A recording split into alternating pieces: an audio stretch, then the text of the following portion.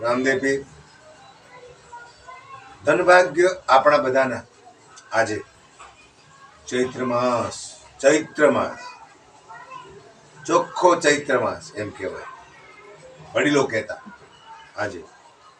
અને એમાં દેવી શક્તિઓની પૂજા, એનું ભજન, એનું ધ્યાન, એનું તપ, એની માળા. ઓમ ભૂર્ભુવસ્સઃ, આ બધા મંત્રો ગમે તે તમારી જોડે તમારો અથવા કુળદેવીનો મંત્ર હોય એ જાપ કરો. 9 દિવસ તો આહા માના કેટલા ધામ. કોઈ જાતર કરે, કોઈ પૂજા કરે, કોઈ ધ્યાન કરે.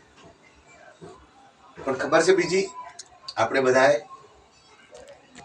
તમામ દેવીઓની પૂજા કરવાની, પણ સફળ ક્યારે થાય? કારણ કે તમામ દેવીઓ આ ધરતી મા ઉપર ઊભી છે. જે માતાઓ છે આપણી કુળદેવીઓ, આપણી બધી દેવો છે, એ બધા આજે કાલ તમે જોવા જાઓ તો એ આ જગત ઉપર ધરતીમાં ઉપર વસ્યા છે. અને ધરતીમાંની સેવા કરવાથી બધા દેવોની આપણા પર તૃપ્તિ થાય, ખુશ થાય, પ્રાપ્તિ થાય. કારણ કે આપણી માં ખરી ને, એ પણ ધરતીમાંની ઉત્પન્ન થઈ છે.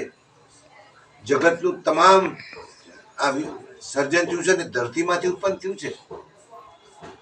હા, આપણને તન કરાઈને મોટા કર્યા ને, એ પણ એક ધરતી માં દ્વારા જ ઉત્પન્ન થયું છે. આ બધું બાકી ન થાય.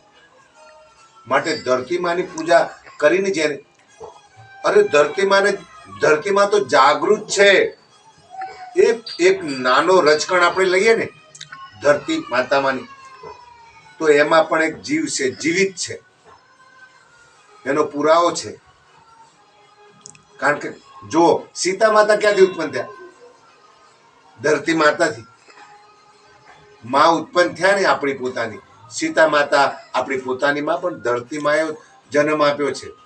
કારણ કે 5 ભૂત તો છે ને, એમાં પ્રથમ ભૂત ધરતીમાં છે.